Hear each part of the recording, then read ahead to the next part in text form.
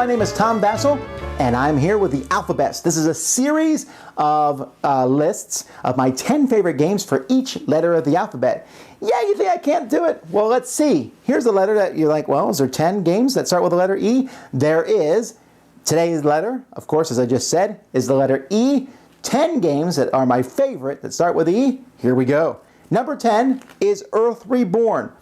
Now this one might be higher if it didn't go immediately out of print. They never had expansions for it. But this kind of almost experimental type game from Z-Man Games was about a futuristic thing where people kind of locked themselves in these vaults and then eventually came out, and some of them had gone bad and were like not zombies but similar to zombies, like crazy creatures and bad guys, and the other people were good guys and you had to fight them. It came with miniatures, it came with all sorts of scenarios. The graphic design wasn't the best, but it just had this really cool, almost like, hey, yeah, look what we can do in this game, ha ha ha ha ha. And I really enjoyed that. It was a cool tactical style game.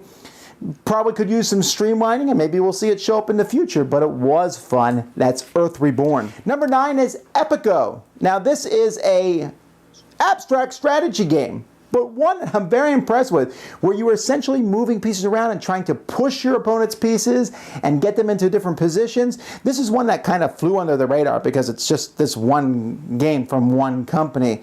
And you'll notice that there's not a ton of abstract strategy games on my list, but this one just had a lot of cool things. I was like, yeah, this time I'm gonna move the pieces this way, and this time I'm gonna go over here. And I really felt like it offered a lot of good tactical maneuvering.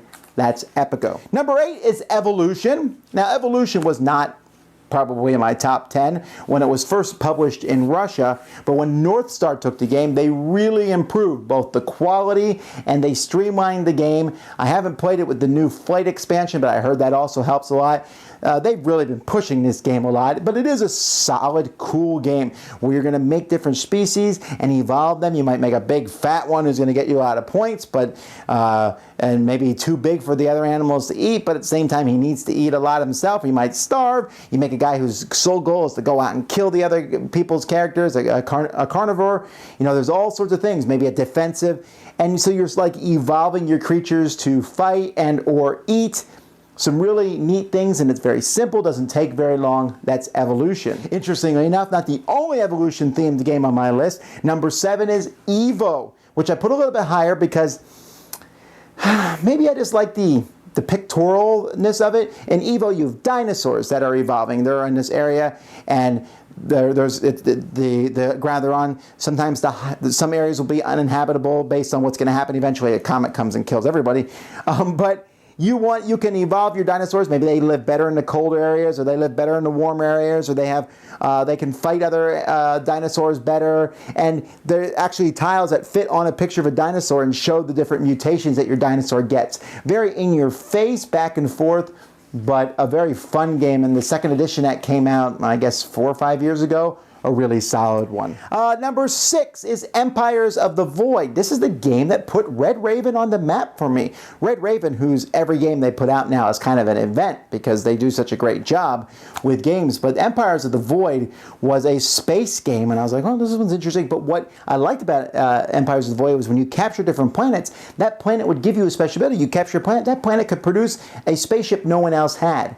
What a neat concept, right? Very thematic. Hey, we control this one. They know how to make this weird spaceship. So now we're using that weird spaceship in our combats. Really cool back and forth. The game was not too long. A lot going on in it. Some neat artwork too. And that is Empires of the Void. Number 5 is Elysium.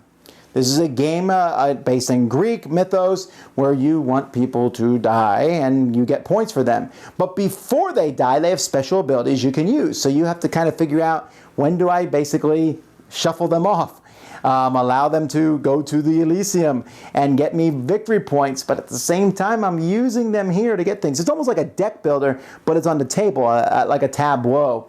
And a really interesting bidding system using colors. It's almost hard to explain. You have to watch the video to see exactly how it works, but one that I liked a lot, a solid game. That's Elysium. Number 4 is Escape. Oh, I love Escape. Escape is a 10-minute game in which players are working together, cooperatively, frantically rolling dice as fast as they can to get out of a temple. There's lots of cool expansions for it, but I just love the stress. I love the exploration. You're turning over a tile. Ooh, where are we going to go from here? Oh, there's a trap here. Oh, I need help. Come help me. And a character comes, and every once in a while, gong. Everyone has to run back to the starting room and then go back, and then eventually gong, gong, gong. The noise will make, and you got to get out of the exit. Hopefully, you found it by that time. Oh man, you're sweating playing this game, and yet it's so much fun. That is Escape. Number 3 is Exodus Proxima Centauri. Exodus Proxima Centauri does what I think I've been looking for a while, and that's Twilight Imperium, the big giant space epic game, and takes it down and puts it in a few hours. You are getting resources from different planets and, mining those planets, but you're also making ships, and I like this game because it allowed you to make custom spaceships and go around and fight other people, and had a really cool, easy to understand technology tree, had some good card play where you played a card and you could take the main action on a card, everyone else could take the secondary action, so you would do something, but you'd be thinking, if I do this, I'm allowing other players to do this. A lot of back and forth. It's just good simultaneous movement. There's just a lot to like in this game. First edition was a bit of a mess component-wise, but they really cleaned it up in the second edition. Number 2, Empire's Age of Discovery. As some people were looking for this one under the A, because it was originally called Age of Empires 3, but it moved to E because they changed the name of it because they lost the Age of Empires license, which is great because the game didn't have anything to do with Age of Empires. This is essentially just go to the new world. And your different countries sending people to the new world. There's area control, worker placement that combined, and it's a really cool concept. You have different workers. Most worker placement games, all workers are the same. Here you put a missionary out, you put a builder, you put an engineer, a discoverer, a captain, explorer, not discoverer, a captain. There's just different ones, and each one does something different. When the missionary goes to the world, he becomes 2 people instead of 1. You also get special abilities and special buildings. The game just looks amazing when you set it up. Very fun game. That's Empire's Age of Discovery. And my number 1 favorite game that starts with the letter E is Eldritch Horror. Now, I do like Arkham Horror. If you notice, it was still on my A list, although it dropped to the bottom. Eldritch Horror is what knocked it down there. I like horror to some degree, although I'm not a big fan of scariness. Arkham Horror is about just the right level. Eldritch Horror was a little bit less, and I enjoyed that because Eldritch Horror was more about the adventure. Hey, we went to a tomb. What did we find in this tomb here in Egypt? Oh, that says we need to go to Greenland. We go to Greenland. Oh, there's a giant spider. We got to go fight that giant spider. Oh, we need to go do this. Oh, we need to go do that. Cthulhu's over here. And a very cohesive style story, depending on which elder god you were fighting. Just a lot to really like about this game. Cool components, a little bit faster than Arkham Horror, although still pretty in-depth and not, I don't want to say overwrought, but it's wrought. How's that?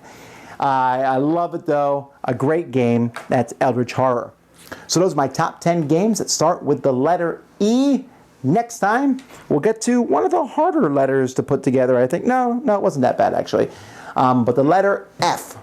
Okay, until then, I'm Tom Vasel, and you've been watching The Dice Tower. Thanks so much for watching the Dice Tower videos. Find more great videos and reviews, as well as our top-rated audio podcast at Dicetower.com. You can also find other great shows at DicetowerNetwork.com. I'm Eric Summerer, and you've been watching The Dice Tower. The Dice Tower is sponsored by Cool Stuff Inc., where you can find great games for great prices. Cool stuff in stock. Check them out at CoolStuffInc.com.